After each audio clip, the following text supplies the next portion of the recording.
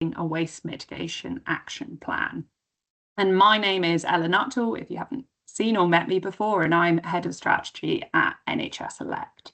And I'm going to give you a brief intro before handing over to Claudia.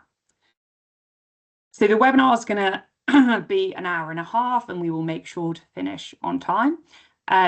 As mentioned, we are recording it in case people are unable to join, but if you're interested in listening to the recording again afterwards, you can access it. It will be on the Teams channel, and we're also going to circulate the slides after the call via email to all of you and any links that are posted in the chat. So don't worry about copying and pasting anything that you see. You'll be shared that afterwards. We've got time at the end for Q&A, so if you've got any questions throughout and you're worried about forgetting them, please just do put them in the chat box, and then we'll come back to them at that point. And we'll also facilitate a kind of hands-up discussion if you want to verbally ask your question as well. And finally, we're going to be using the Slido app, which you might have used before, to capture some thoughts at certain points. So if you've got a phone handy, that's useful because you'll be able to access it via a QR code that we'll provide, but also we will post a hyperlink to the Slido in the chat in case you've not got phones, so no worries. In terms of our agenda today, so we're going to start with what is a mitigation action plan and why is it useful, and talk through how you go about developing one, and the recommended waste mitigation actions depending on whether clinical areas are no, low or high gas users. We'll then demonstrate 3 resources that are available to download on the Futures platform to support you with your action planning. And finally, we're going to hear a couple of case studies from people discussing their respective nitrous oxide waste reduction projects, and they're going to share common challenges at this stage and any advice they have, and then we'll have that open discussion and a chance for you to ask any questions. As you would have seen in the comms, and if you turned up to the other live webinar, NHS England, NHS Elect and UCL Partners are running these series of webinars from January to March, and they are aimed at supporting NHS Trust to design and implement nitrous oxide waste mitigation activities. And they've been based on the nitrous oxide waste reduction toolkit, which is planning to launch early this year. So you've got colleagues from NHS England, NHS Elect and UCL Partners on the call. And we're also joined by Lindsay, who's a sustainability lead at UCLH, and Cliff, who's a consultant anaesthetist at Manchester University Hospital Trust. And they're going to be the ones sharing their case studies at the end, and you'll also have a chance to ask them any questions and get their experience. As a reminder, we've got 10 webinars in total, 3 are pre-recorded and 7 are live. So please do sign up to any of the other ones if you're interested. And just to say, we're purposely not repeating information across the webinars as they've been designed to build upon each other. So we recommend watching the earlier webinar recordings if you haven't already, especially the nitrous oxide in the NHS parts 1 and 2 pre-recorded webinars. They provide a really good quick setting of the scene for these live webinars.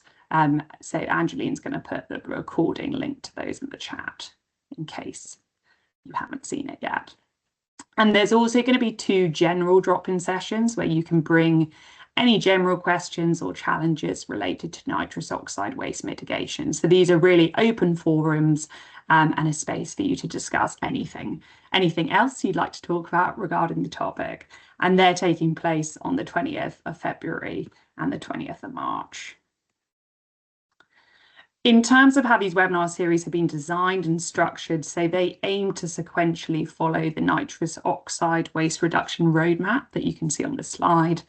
So starting with understanding it in the context of the NHS, moving to initiating efforts and setting up governance, then on to ensuring supply of gas is aligned to clinical use and continuing optimization of the systems. So if you joined the previous live webinar, we did this as well. So this is just a question to get a feel for who's in the room. So it's just what stage would you say your organisation is at in your nitrous oxide waste reduction work. So if you've got a phone handy, if you go on the camera, you can scan that QR code, that kind of fuzzy black square. And Angeline's also going to post the hyperlink in the chat. So whichever of those steps you would say best describe where you're at. And everything you answer in any of the Slidos is anonymous. It's just really for us to get a feel of who we've got. Great, thank you. And again, always reassuring that some people are able to get on the Slido. So I'll just give it a couple of minutes. It's just always helpful to understand. And what we saw in the previous one, which is looking like we're seeing here, is we've got a range of people, which is great. And obviously we're here sharing information and thoughts, but if you're someone who's further along on your journey as well, there's that chat and space for you to also share with your peers any thoughts you have as we go through this webinar. Great. I'll just give it one more minute. And if you are having any trouble accessing the Slido, you can also just post the number in the chat if you are able to get the chat open. So again, this is anonymous. There's nothing happening with this data. It's just really to understand the range of organizations we've got. Oh, cool. Great. Okay, I'll move on. So we've got, interestingly, our highest number of those that have started, so furthest along. So that's great, but also some people earlier on in their journey. In terms of the purpose of today's session, so it's designed to help you develop waste mitigation action plans for nitrous oxide and nitrous oxide oxygen by covering what a waste mitigation action plan is, how you go about categorizing clinical areas into no, low or high use, and how you then plan your actions in response to this categorization, and key learning and how to address common challenges. And all the insights and actions we share come directly from working with and listening to trusts that have already done waste mitigation planning. And we'll highlight options and approaches that don't rely heavily on measuring waste levels or tracking leaks, but instead focus on practical, impactful changes. And the goal is to make this work manageable and actionable for your trust.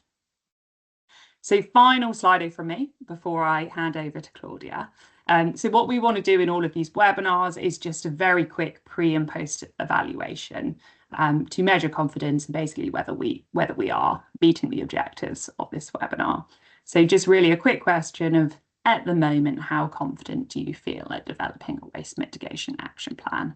And again, it's all fully anonymous, and we will repeat it at the end as well. Right, so we've got a bit of a range as well. Excellent, thanks to those completing. So I'll just give it one more minute. Thank you. And again, if you're having any problems accessing the Slido, just feel free also to write in the chat. You would rate yourself as.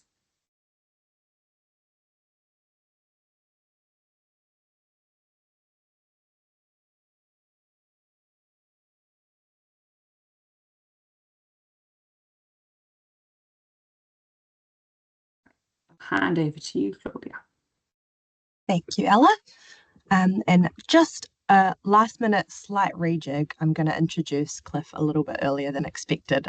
But Cliff, I've got a couple of slides beforehand, if that's okay, and then I'll hand over to you. Cool. So I'm first of all just going to outline what a waste mitigation action plan is. So what it is it's a plan of what to do. It's by clinical area. It's by how much nitrous oxide or NTNOx is used.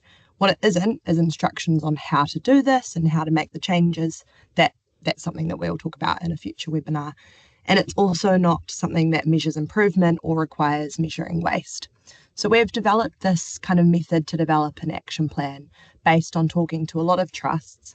And across the UK, trusts have done a lot of work to, do leak tests on their pipes, which is like often a pressure test. It often involves a lot of coordination and management. Some trusts have done really detailed interrogation of their anaesthetic machines over weeks and weeks to compare procurement data to waste levels, to use levels. And all of that has been really important and helped us to build an understanding of waste, of nitrous oxide being very, very leaky, basically, in the medical gas pipeline system. But we kind of want to tell trusts that you don't need to do that work anymore. An approach that has worked a lot with, and what you'll hear from Cliff and from other trusts, is that you can actually gather quite a minimum data set, a minimum amount of information. You can talk to your clinicians and find out how much they use it, or you can do kind of small pilot studies, and all of those approaches take out the rigorous coordination and data collection needed, and instead make it much easier to classify and decide what you want to do. So basically, trusts don't need to repeat all of that work just to find that you've got 95% of waste like every other trust. Instead, you can do this based on some much simpler data collection options. And this is supported by some of the kind of Royal College statements and other work done by trusts around the country. So as Ellen mentioned, there's a bit of a roadmap that we see in this nitrous oxide journey. So in the previous kind of webinars that we've done, it was all about what is the waste issue, what's going on in the NHS, how to set up governance and how to set up your project team. And then now we're talking through how to figure out which areas need to be aligned to clinical use, and how you're going to optimize the system. So creating that plan. This is pretty much what we're seeing across the board, is that clinical areas have way more supply of nitrous oxide than use. And this is typically due to the medical gas pipeline system being much more wasteful than expected and anticipated. And the whole aim of this work is to align what you're bringing in and your supply system to what people are using. And then you also want to make sure that that continues to have a balance. So you want to ensure that you've got an ongoing supply and use balance. So this is the whole point of the action plan, and it's what we're going to talk through. What we've done throughout these webinars is basically say that your actions will be defined by whether the clinical area has no clinical use. So in those areas, you're obviously not using nitrous oxide and you want to make sure that it's shut off. Low clinical use, so that's where you've got infrequent or sporadic use, so just for some patients. You've got short durations of use, so for example, in anesthesia, you're only using it for a short amount of time.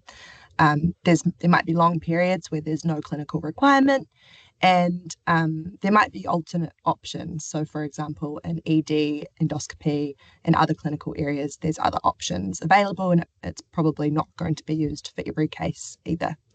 And then we've got some areas that we define as high clinical use. And those areas that maybe they do need a medical gas pipeline system, but what we've really seen is that's typically maternity or some dentistry places. Classifying the actions and the ways that we do things based on these definitions has really helped us to be quite clear that there's quite a standard approach to, if you're not using it that often, do this. If you are using it often, it's a bit more complicated. And so we hope that this kind of simplifies the actions required. Just before I get on to Cliff, this is an example of a waste mitigation action plan, and we have a template available that I'll show at the end. But basically, it's a template where you fill out your hospitals, you fill out your clinical areas, you identify the gas type and which manifold they all apply to, and then you define your clinical areas by no clinical use, low clinical use, or high clinical use, and then that informs your action plan. So we're going to go into that in a lot more detail after I hand over to Cliff, who'll just give us a quick example of what his action plan looks like and how he didn't actually need to do a whole lot of leak testing in order to spring it into action. Oh, I forgot about my animations. Sorry, guys. Thanks, Cliff. Thanks, and thank you for rejigging to accommodate me. I'm midway through an all-day meeting, so just sneaking out to be part of this. So I think my function might be to tell you a bit about the success that we've had at the trust where I work, Manchester University NHS Foundation Trust, the biggest acute trust in the country. Contractually obliged to mention that whenever I bring up our hospital. And I work at one bit of that called Wythenshawe Hospital, which is a large sort of 1,000-bedded teaching hospital in the south of the city of Manchester. We've supplied some text to the team here, which I'm sure could be shared afterwards. But I thought I would just kind of pick up on what Claudia had mentioned about kind of making this work into a success in a way that doesn't create too many burdens in terms of the amount of data collection that you have. I was having a scroll through the introductions and looking at the names here, and I get the impression that most of the people who are on the call are either from a sustainability background or from a pharmacy background. And I suppose the penny really dropped for us in Manchester, and I think this has been replicated lots of times elsewhere, is that you only really get traction on this issue when those teams start to talk to the clinical teams who are actually using the drugs, and also talk to the people who are involved in the sort of gas procurement and engineering and facilities side of things. Because all of those teams, it's very easy for them to never speak to each other and assume a load of stuff about what everybody else is doing. So we at Wythenshawe, we do lots of general anaesthetics, and for reasons which are mostly, I think, sort of cultural, we've tended for years to deliver them using an intravenous technique. So the drugs that we give aren't gases, they're essentially intravenous drips. And there's some benefits to that, but we'll gloss over what those might be. That's just the way our practice has been for as long as I can remember it. And we've always had nitrous available for as long as I can remember being there. And I guess we just assumed that it was somebody else's job to make sure that the amount that was being procured was in some way related to the amount that we were using. But then flip that whole story around, and I think the people who were responsible for the procurement of our gases had in mind that all they really wanted to do was to make sure that we never ran out. And, boy, were they achieving that. And to be fair, we'd never told them that we weren't using it anymore. And so we all just kind of, trundled along with that state of affairs. And when you look at how cheap nitrous is, you can totally understand how that happened. I mean, it costs virtually nothing. And so even though, like the rest of the NHS, we're really into saving costs, I don't think it was flagging on anybody's dashboard as a major concern. So we only really came round to it due to the work of somebody who many of you will have heard of. She's called Alethea Shakira. She's a pharmacist up in Scotland. And in 2022, we started to do a piece of work based on her nitrous oxide project, which basically involved looking at how much nitrous oxide we used in every operating theatre in the hospital in a 1-week period. And we did that by interrogating the interface on anaesthetic machines. And we found out that we use nitrous in about 10% of cases, and we used about 1,000 litres a week. That was it was a bit of a faff to do, but we had a keen group of trainee anaesthetists who were happy to run around the theatres at the end of the day and just do those checks. And I think it probably took them less than an hour a day to do that assessment.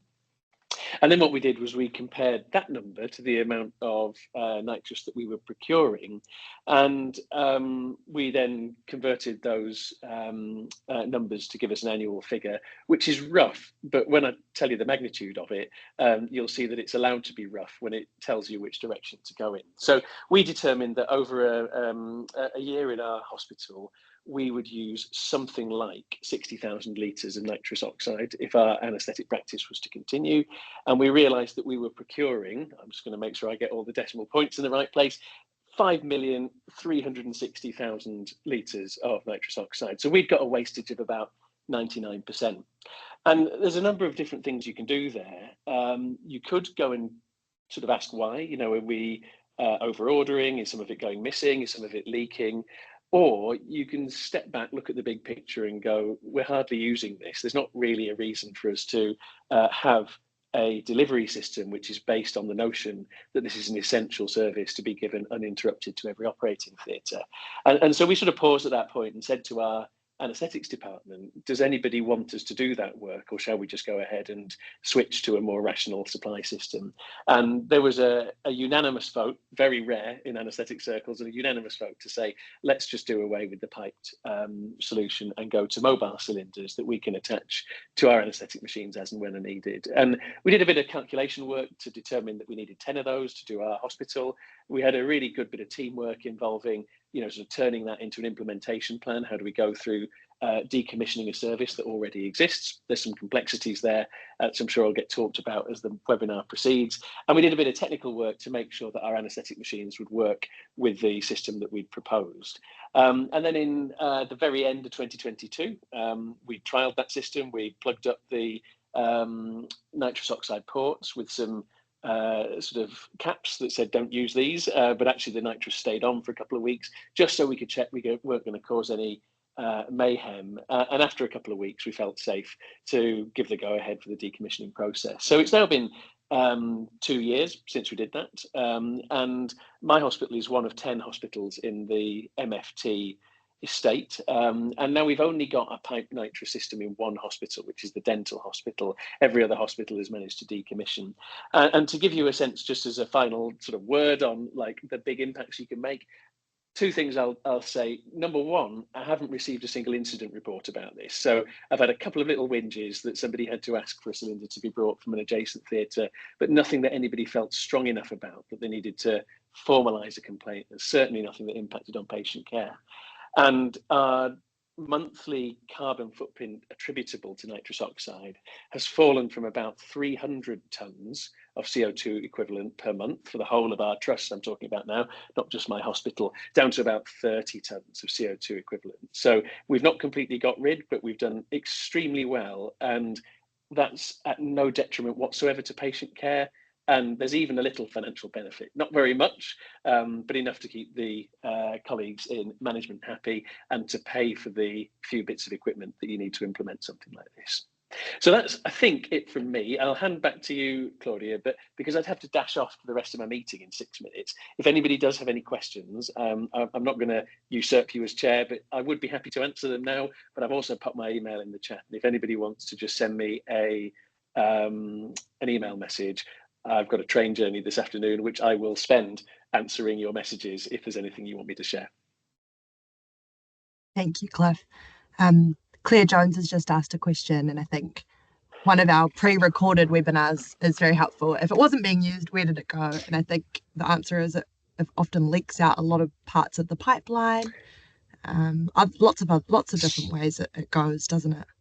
So I mean, we did have that discussion, but my advice would be just free yourself from that curiosity. It doesn't matter if it's 99% inefficient, it needs to go. And the possibilities would be either that it's leaking, it could be being stolen. It's a drug of abuse, but I have to, just in case the trust lawyers are listening, we do have good security measures, as should everywhere else. For this gas, but that has been reported at various places. And then the third option is about stock rotation. So if you did a needs analysis back in 1991 when anaesthetics relied on nitrous oxide, and you decided that you needed to get your manifold cylinder bank replenished once a week, and the anaesthetist has snuck off and changed their practice and not told you, then you might just have maintained your ordering to 1990s levels.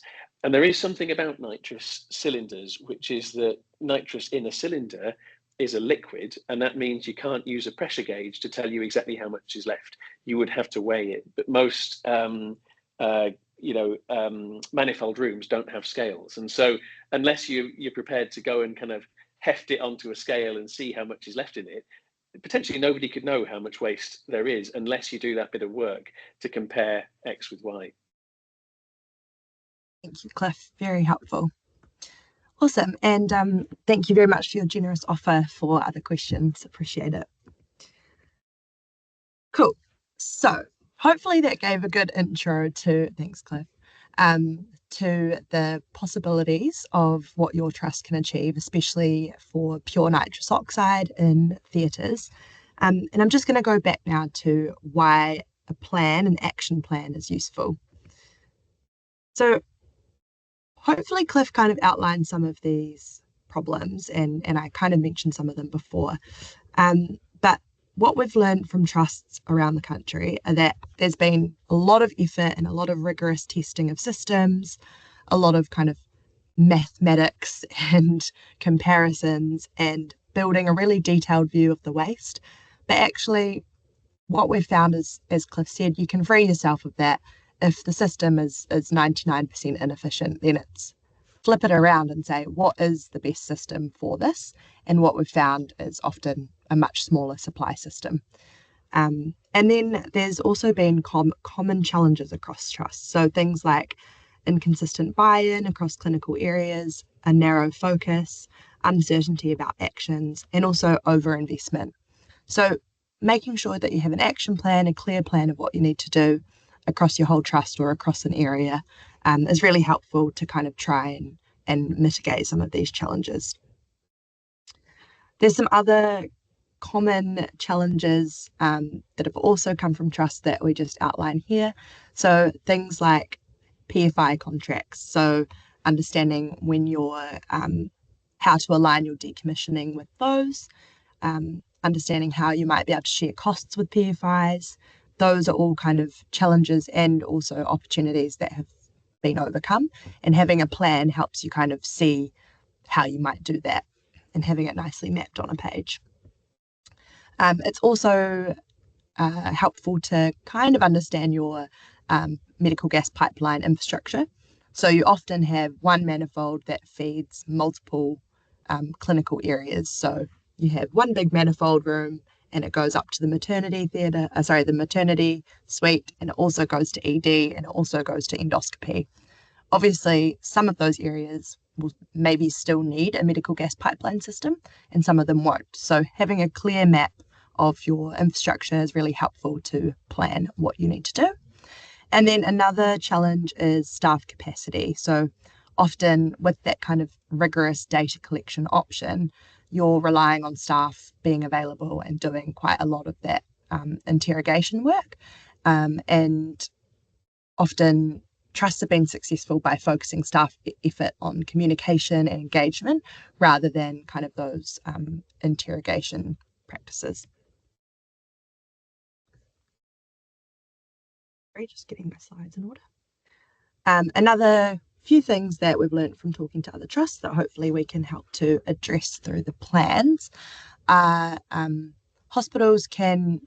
trusts can often have multiple hospitals. So as Cliff mentioned, he had his hospital and then it's kind of spread out across others. So it's really important to just consider your whole trust and how you might do a phase rollout, how you might connect to other hospitals in your trust, and thinking about where you have the greatest need for adjustment, where you might have early momentum and opportunities for implementation, and where capacity is best utilised. Engagement is a really key factor, and that's kind of what Cliff mentioned, is how do you just go to your clinical teams, go to your estates and facilities teams and bring them together and make sure everyone kind of understands the pieces of the puzzle. And then finally, budget. So we will talk through that in future webinars, but basically it can seem like a really large scale infrastructure change, but really that's not necessary, and you can do a small approach, you can do a rollout approach, and in most cases we've found that it is a cost-effective intervention to do these projects.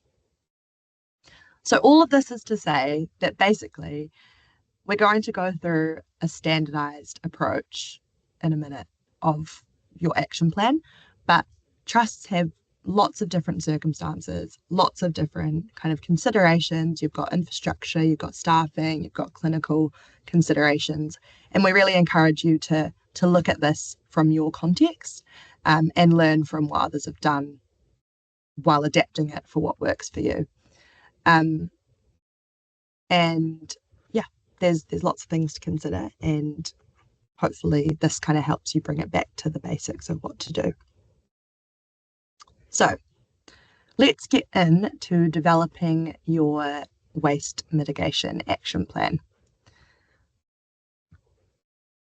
So there's 3 parts in this action plan. The first part is identify the clinical areas that use or that have a medical gas pipeline system outlet, and also who the people are that you need to talk to that use those systems. Then you need to map the terminal units, which is basically the little outlets in the walls, to where they go. And you might need to talk to your estates teams, or even visit some of the manifold rooms to understand that. And we'll talk about that a little bit further. And then finally, you want to consult your clinical teams about how much they use the gas. And this is where it's a bit different to other approaches in the past, because you're not necessarily doing a big audit. So first of all, identify the areas.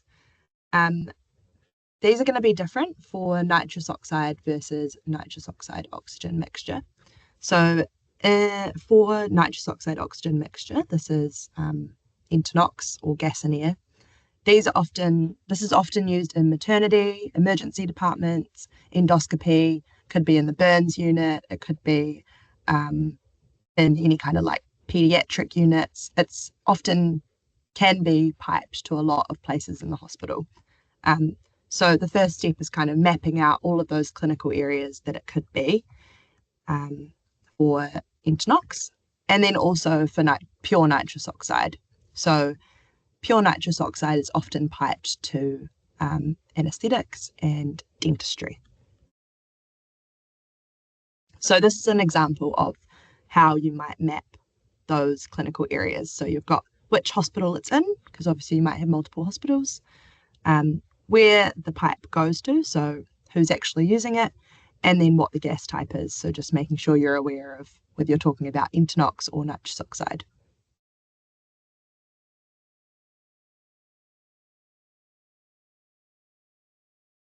Then your next step is actually mapping out where this gas comes and goes to.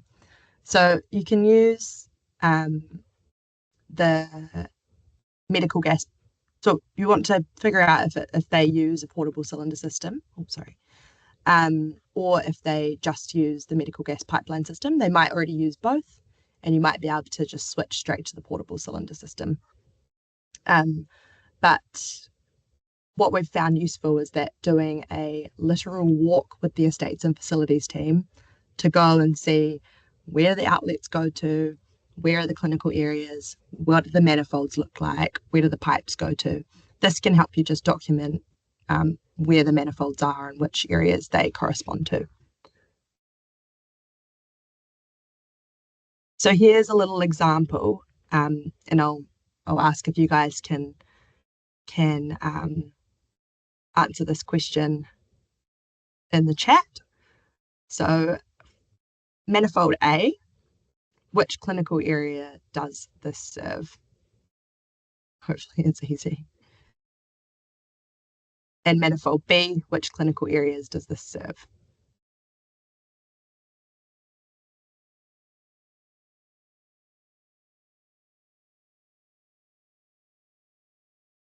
So you can see that one manifold can serve multiple different clinical areas. And you can see that there's these terminal units in the rooms throughout the hospital.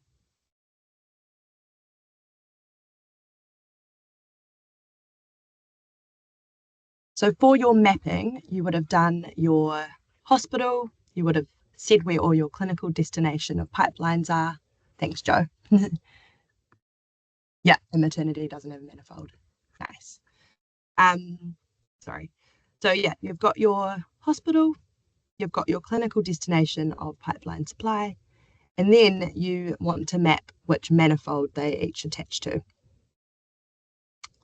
And hopefully you'll be able to do that relatively easily by talking to your medical gas committee and estates and facilities colleagues.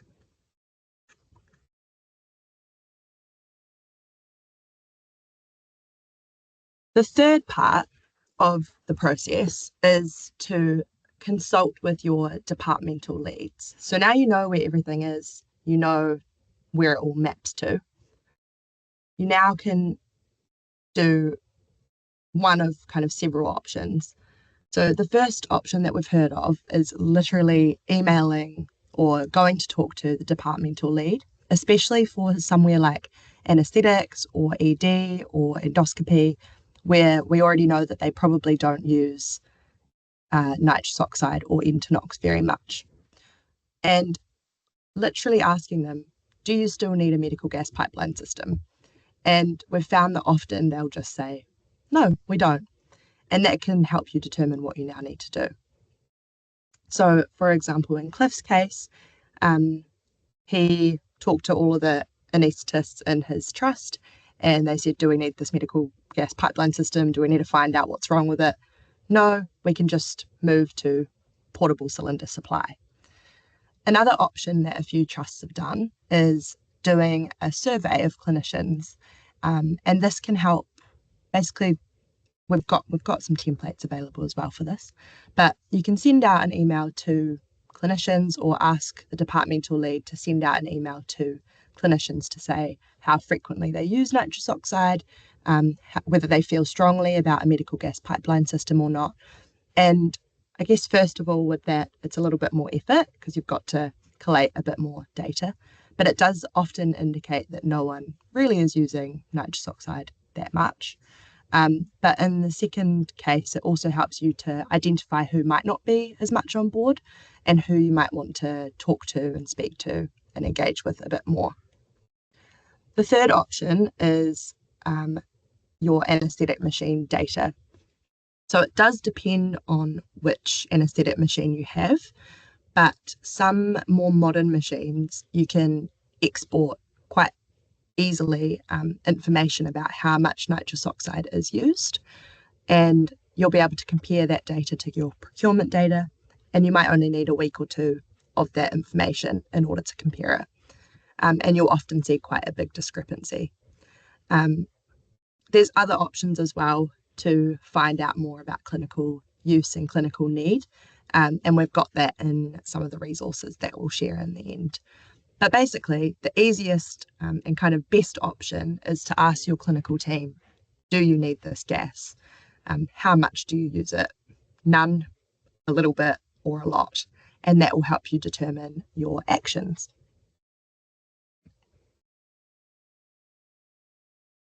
So, as I mentioned, we've got no clinical use areas, which might be places that still have a terminal unit in them that used to be used for a particular reason and aren't and haven't been capped off.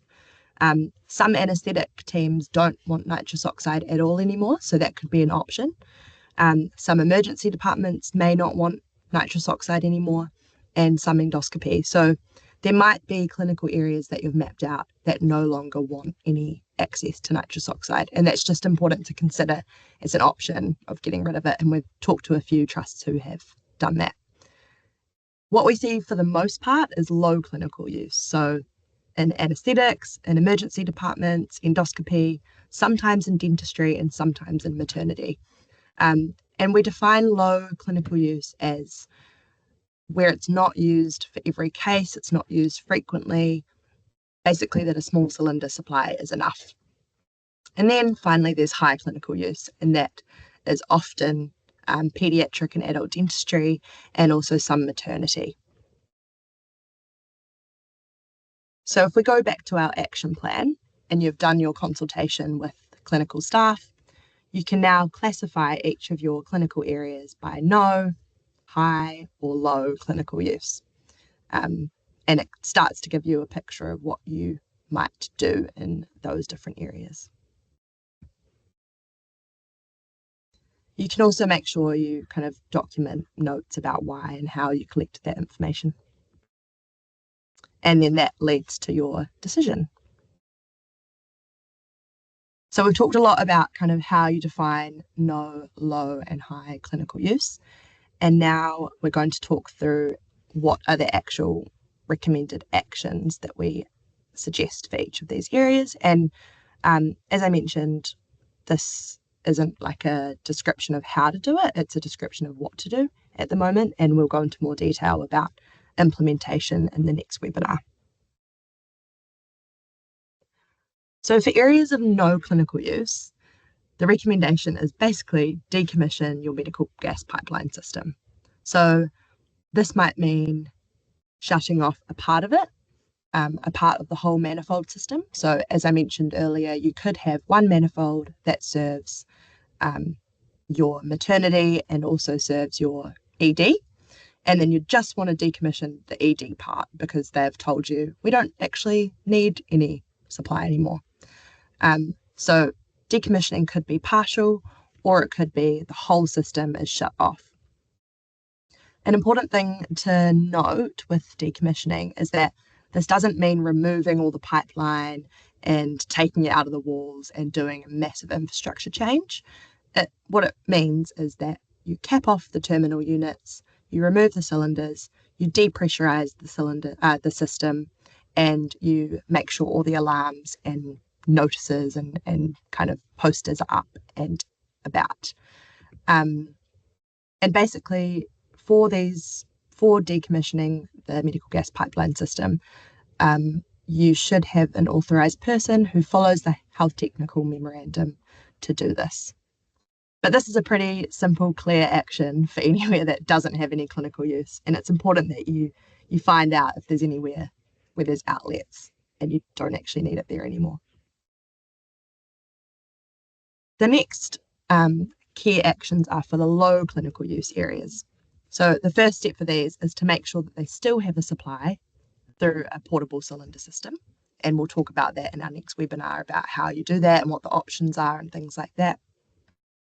And then after that, you want to make sure that the pipeline supply is shut off. And again, similar to the no clinical use, this could be the whole pipeline or it could be part of the pipeline, depending on your whole action plan. We've already heard from Cliff, who had really phenomenal results from his case study, where they've avoided, I think it is in a year period, 2,000 tonnes of carbon and 4,200,000 litres of nitrous saved.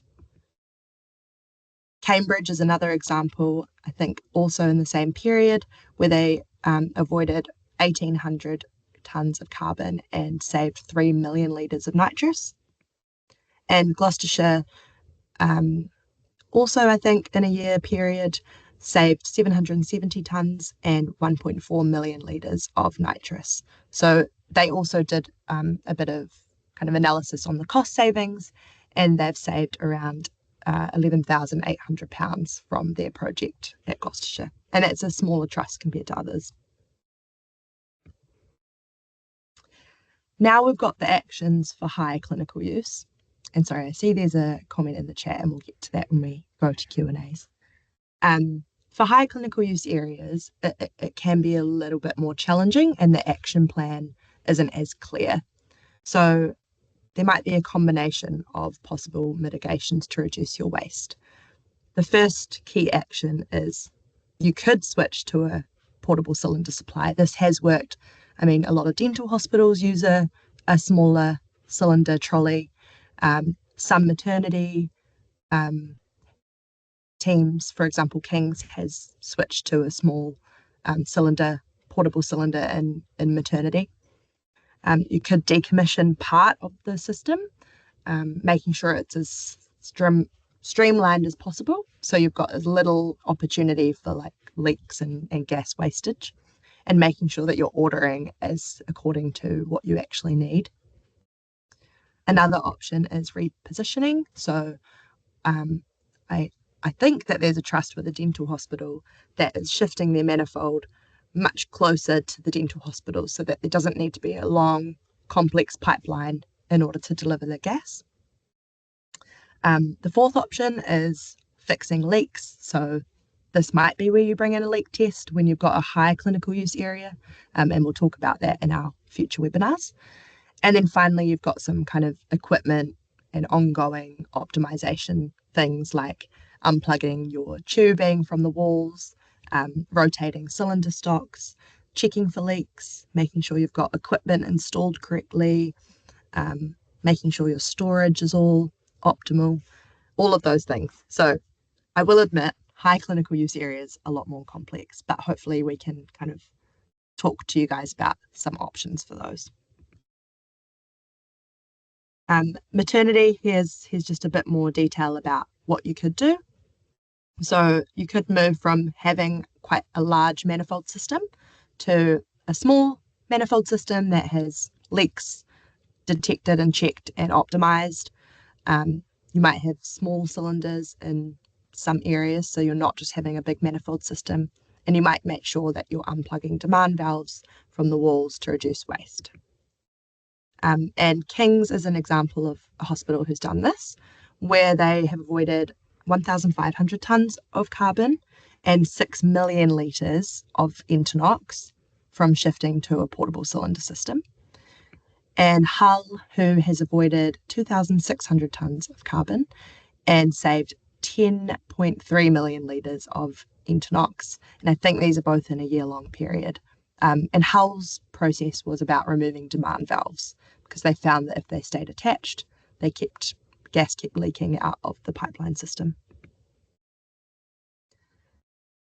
And then for all of these cases, well, except for areas of no clinical use, there's actions that we recommend to continue to optimize your systems.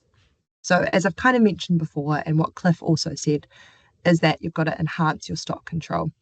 A lot of the time, the medical gas providers will just deliver according to what you initially requested instead of what your clinical needs are. So we recommend switching to kind of an empty cylinder for a full cylinder process. The second action to kind of continue to optimize your system is that you make sure you do your leak tests, you make sure you do your pressure tests yearly, you really get your medical gas committee onto kind of making sure that that pipeline is optimal if you are keeping any.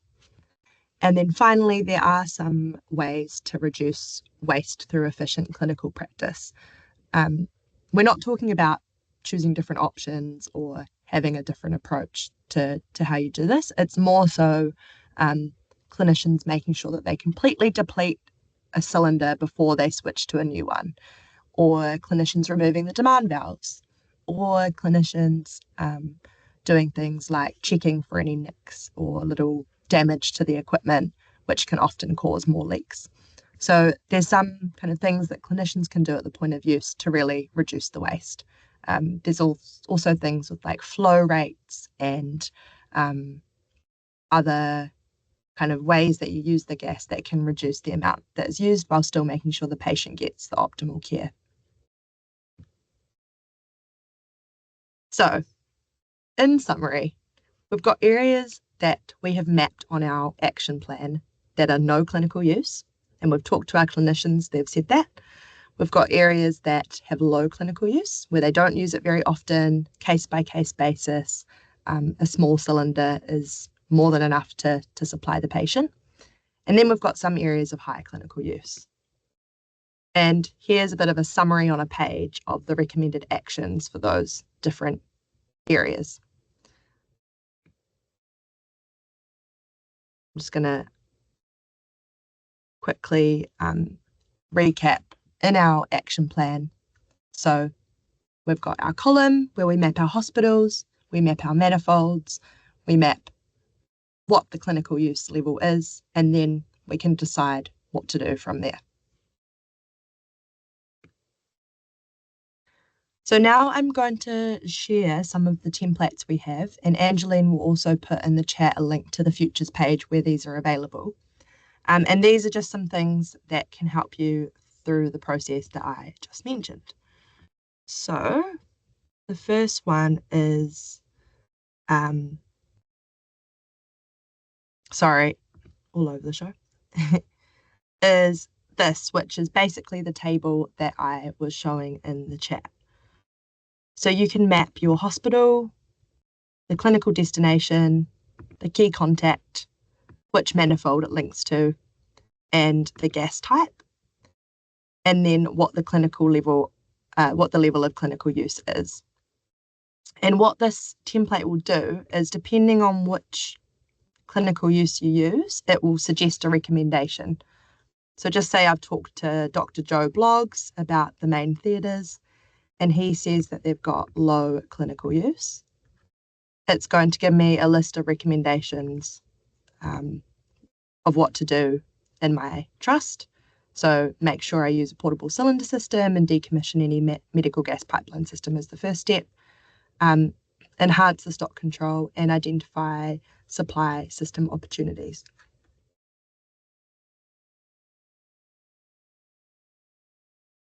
And then you can document your actual decision about what to do in this section. So hopefully this gives you a little bit of a template to use to map your trust. The other set of resources is this project communications template. So this shows a few things. You've got your project on a page. You've got some frequently asked questions, but we've also got some draft emails for you.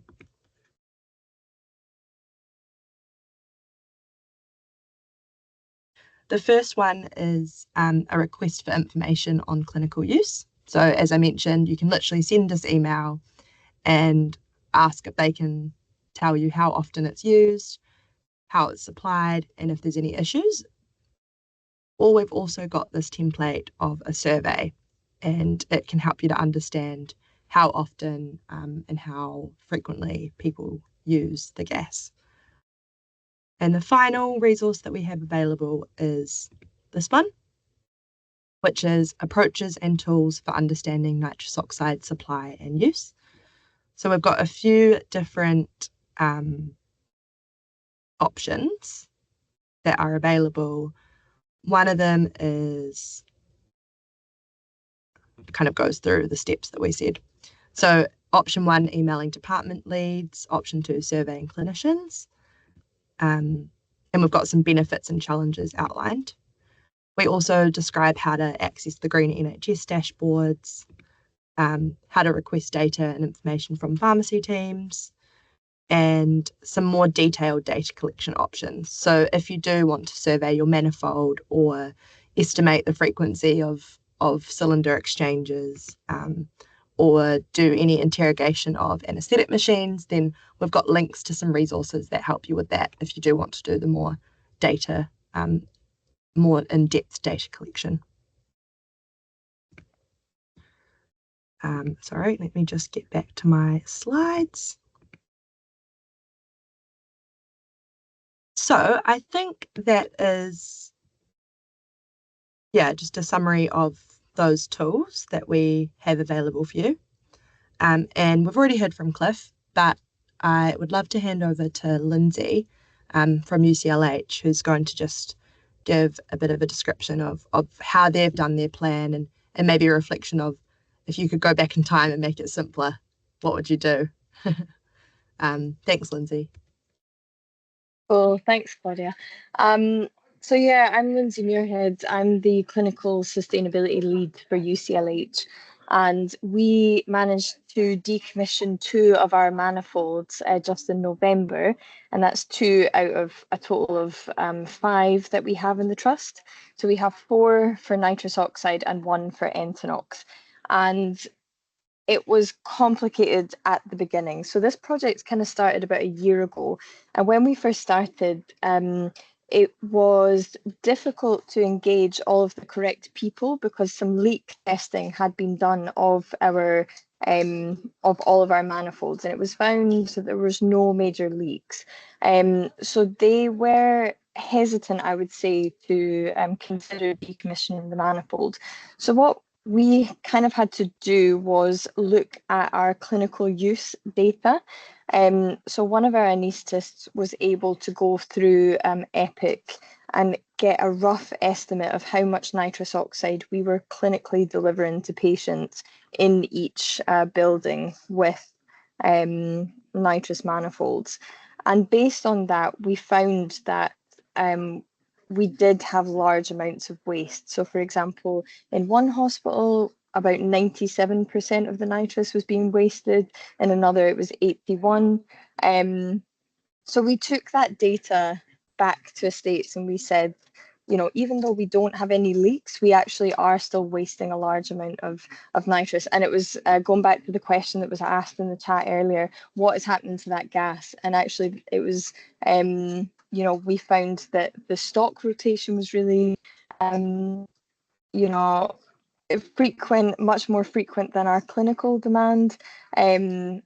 Because it's, as Cliff kind of alluded to, it's really difficult for our estates teams and our clinical teams to, maintain communication about how much is actually required. So we did a survey amongst the anaesthetists to get a bit of an idea for how many of them actually use it in their routine practice. And I think we've got about between 120 and 130 anaesthetists, and actually only 3 of them use it on a very regular basis. So, from a clinical point of view, everyone was on board with decommissioning the manifold as long as there was still some sort of supply of nitrous oxide in the areas where it was clinically required. So once we had, the data for us was really useful to show that it wasn't just leakages that was the problem. The sort of stock rotation was an issue too. Estates kind of began to warm up to the idea. And I would say one more thing is the definition of decommissioning the manifold was really important for us to establish. So actually, when people think of decommissioning the manifold, I think some people were thinking about taking out the pipe work and sort of major estates work, and that doesn't have to be the case at all.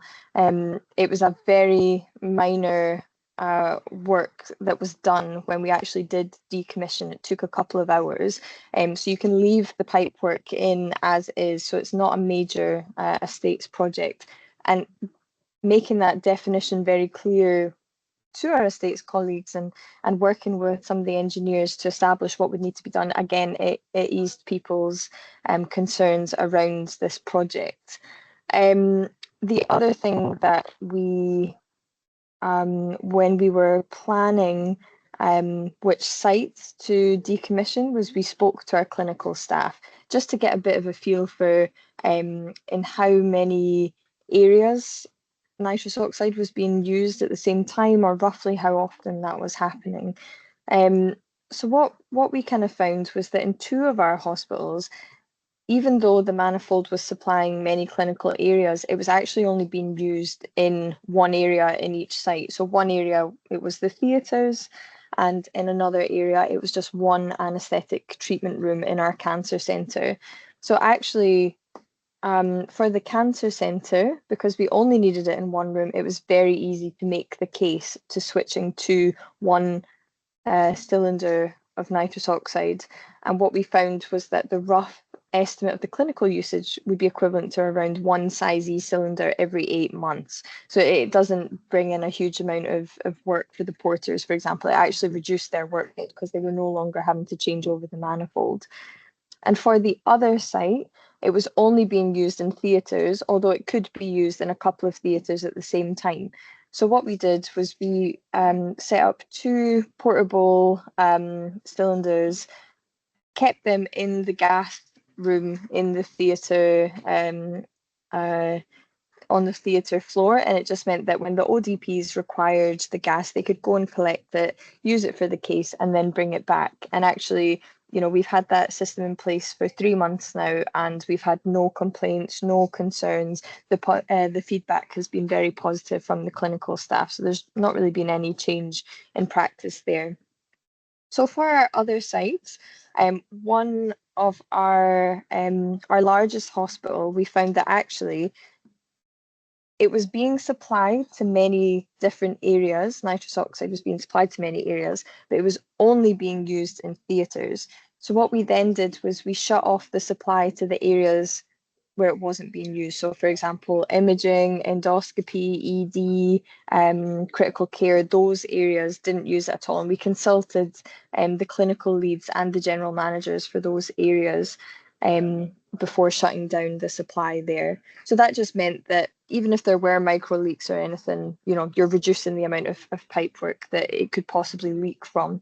So now we only supply it to theatres, but it's a little bit complicated because that site is a PFI, and as Claudia alluded to, that can sometimes cause some issues with doing even minor works. So we're currently trying to think of the best way around it.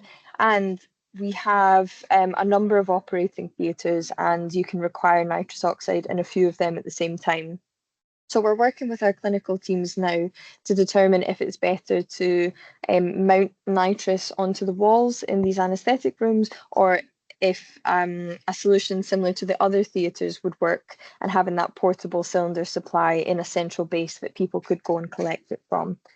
When it comes to the Entonox manifolds for maternity, and the nitrous oxide manifold for dental, we're currently engaging with our clinical teams, because even though, well, Entonox is a little bit tricky to measure the waste, but certainly for the nitrous for the dental hospital, even though the waste is low, we have seen some issues around major leakages causing all of the cylinders to deplete at once. Even though the system isn't constantly leaking, it has happened where everything has depleted at once. So we're working with the clinical teams to find a solution for that area. But it was a little bit less urgent than the other two areas that kind of had that, those the low clinical use and the large rates of wastage.